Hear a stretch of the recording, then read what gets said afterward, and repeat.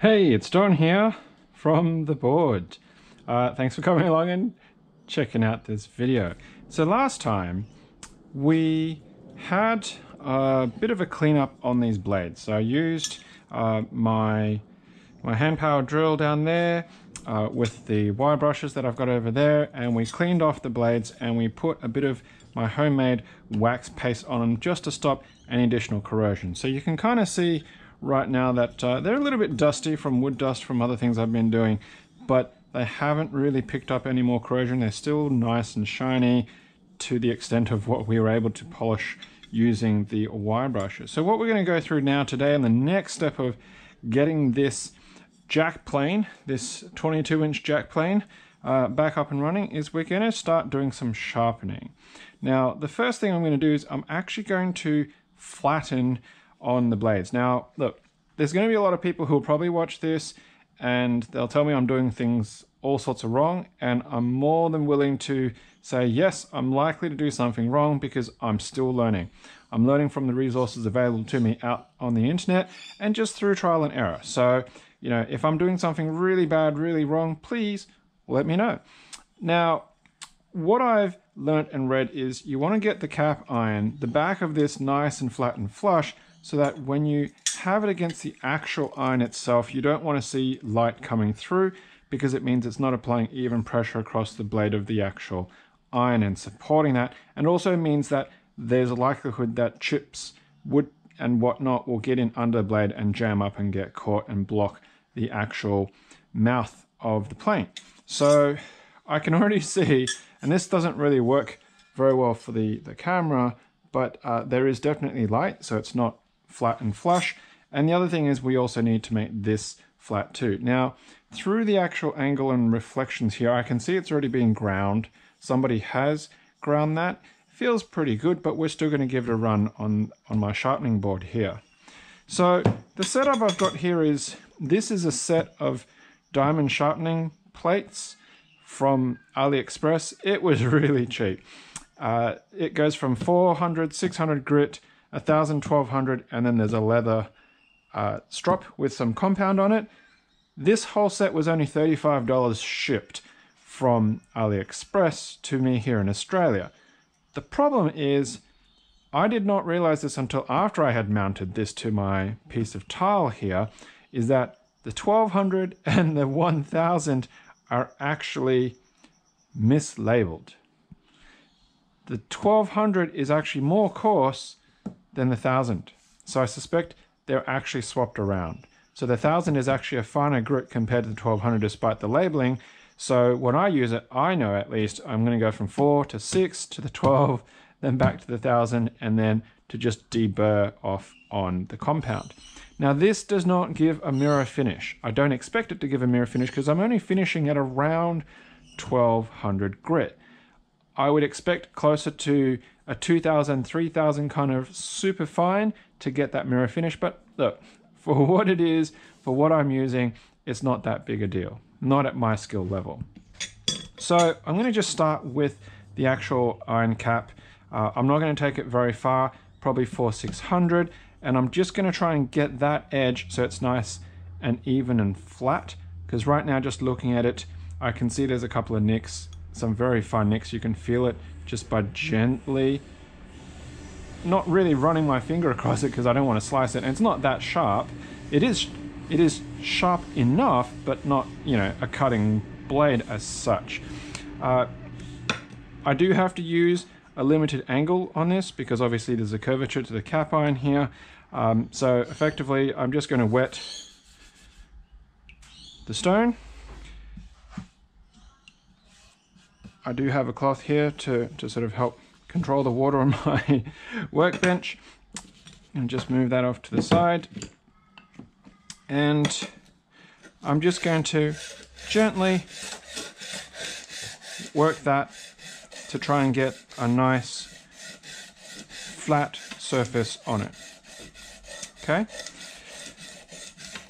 you know, just a couple of strokes there already. I can already see there's a bit of shininess, and if the camera will show it, which I don't know if it will, there's definitely more flatness here, it gets really thin and then it starts to flatten out again. So I want to kind of just get an even amount of flatness right across that if possible. And of course this will take some time. And it'll probably be quite boring if you're actually going to watch all of this. So I will stop filming and then of course I'll do some editing later to show the end result. So that's what I'm going to do to the actual cap iron. And then for the actual back of the plane itself, so there's the bevel side and then this is the flat side, is I'm going to do very similar. I'm just going to lay that entirely flat and I'm going to try and work that with even pressure, gently, to get the back of that plane iron nice and flat. Now, of course, if I just have a look at that, yeah, it's not 100% flat because I can see through the reflection that that little bit of grinding I did there is doing a patch over here. So there's a lot of it to go across still before it gets really evened out. So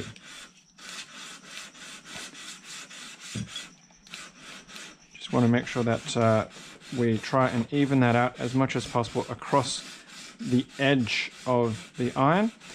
To the back of the iron, not really that big a deal. And what I mean by that is where I want to see that shininess is I want to see it across there where I'm going to be honing the actual edge, the cutting edge. Back here, not so much, because you can work that later if you end up wearing all of that back down to where it is. But right now it's sort of just starting to come across there. So I'm going to end the clip right now and then I'll do the flattening, and then I'll come back and we'll get into a bit more around sharpening these up and using this Veritas Mark II honing guide as well. So we'll see you in a bit.